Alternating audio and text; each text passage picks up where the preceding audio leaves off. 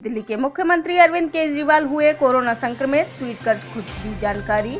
केजरीवाल ने ट्वीट किया, मुझे कोरोना संक्रमण हुआ है, लक्षण हल्के हैं। मैंने फिलहाल खुद को घर में आइसोलेट कर लिया है। जो भी लोग पिछले कुछ दिनों में मेरे संपर्क में आए हैं वे खुद को आइसोलेट कर लें और कोरोना टेस्ट करा लें। पटना के बेउर जेल इलाके में एक ट्रक ने पुलिस जीप को मारी टक्कर। हादसे में 3 पुलिसकर्मियों की मौके पर ही मौत हो गई, वहीं 2 पुलिसकर्मी घायल हो गए। पुलिस जीप से टकराकर ट्रक भी पलटा, जिसके बाद जेसीबी की मदद से दोनों वाहनों को अलग किया गया। यह हादसा इतना भीषण था कि दोनों ही वाहनों को भारी क्षति हुई है। यूपी के लखीमपुर खीरी में किसानों पर गाड़ी चढ़ाने के मामले में पुलिस ने 5000 पन्नों की चार्जशीट फाइल की।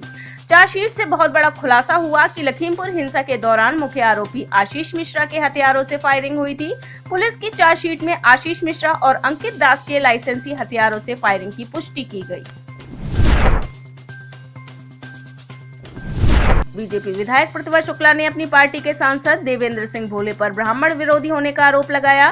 प्रतिभा शुक्ला ने कहा कि सांसद जी वोट तो लेते हैं ब्राह्मणों से, पर ब्राह्मण की बात नहीं करते।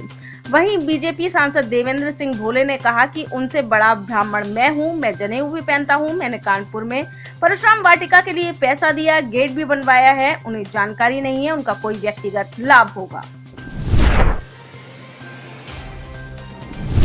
उत्तराखंड के सुयालबाड़ी स्थित जवाहर नवोदय विद्यालय में 82 बच्चे कोरोना पॉजिटिव निकलने से मचा हड़कंप। इससे पहले 30 दिसंबर को प्रिंसिपल समेत 8 बच्चे कोरोना पॉजिटिव पाए गए थे। संक्रमित छात्र छात्राओं को अलग अलग हॉस्टल में आइसोलेट किया गया है। जानकारी के अनुसार विद्यालय के 70% बच्चे बुखार, खांसी और नाक बंद की शिकायत से ग्रस्त।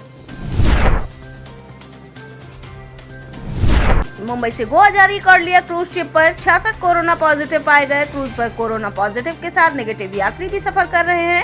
मामले के सामने आने के बाद क्रूज को मोरमुगाओ पोर्ट क्रूज टर्मिनल के पास खड़ा कर दिया गया और यात्रियों को कहा गया कि जब तक गोवा प्रशासन की ओर से अनुमति नहीं मिलती है कोई नहीं उतरेगा। फिलहाल क्रूज मुंबई वापस आ रहा है, जिसको लेकर कई सवाल खड़े किए जा रहे हैं।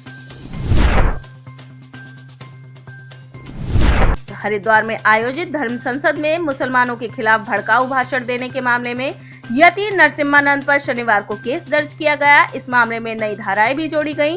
इस मामले में अब तक 5 लोगों पर केस दर्ज हो चुका है। इस मामले में धारा 153A के अलावा भारतीय दंड संहिता की धारा 295 को भी FIR में दर्ज किया गया।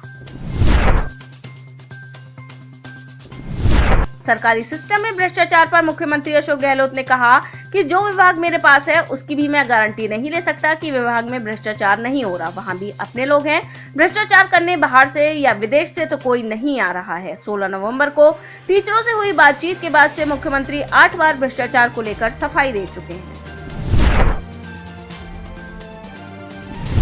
गलवान घाटी में चीन ने नए साल की शुरुआत में अपना राष्ट्रीय झंडा फहराने वाला ड्रैगन अब लद्दाख की पेंगोंग झील के अपने कब्जे वाले इलाके में एक पुल का निर्माण कर रहा है। LAC की बेहद करीब 2 महीने से चल रहा है निर्माण कार्य, जिसका खुलासा सैटेलाइट तस्वीरों के जरिए हुआ। अफगानिस्तान में तालिबान पाकिस्तान और अफगानिस्तान की सीमा पर सुरक्षा के लिए लगाई गई कटीली तारों को उखाड़ने का एक वीडियो सोशल मीडिया पर वायरल हो रहा है। इन वीडियो के बाद अफगान तालिबान की ओर से ऐसे बयान भी सामने आ रहे हैं जिसमें कहा गया है वो इस सीमा को स्वीकार नहीं करते हैं। पाकिस्तान सरकार ने सोमवार को विदेश मंत्री शाह महमूद कुरैशी का एक बयान पेश किया। शाह महमूद कुरैशी ने कहा, पाकिस्तान पाक अफगान सीमा पर तालिबान की ओर से कटीले तारे उखाड़ने के मामले पर खामोश नहीं है। इमरान खान ने रविवार को रियासत Medina society and ethical revival विषय पर दुनिया भर के शीर्ष मुस्लिम विद्वानों के साथ हुई एक सेमिनार में चर्चा के दौरान कहा कि लगातार बढ़ता भ्रष्टाचार और सेक्स क्राइम मुस्लिम जगत के सामने 2 सबसे बड़ी चुनौती हैं। यमन के हूती विद्रोहियों ने संयुक्त अरब अमीरात के झंडे वाले एक कार्गो जहाज को अपने कब्जे में ले लिया है। हूती प्रवक्ता याहिया सारी ने एक ट्वीट में कहा, जहाज में सैन्य उपकरण थे और वो बिना लाइसेंस के यमन में प्रवेश कर रहा था और विरोधी कार्य कर रहा था।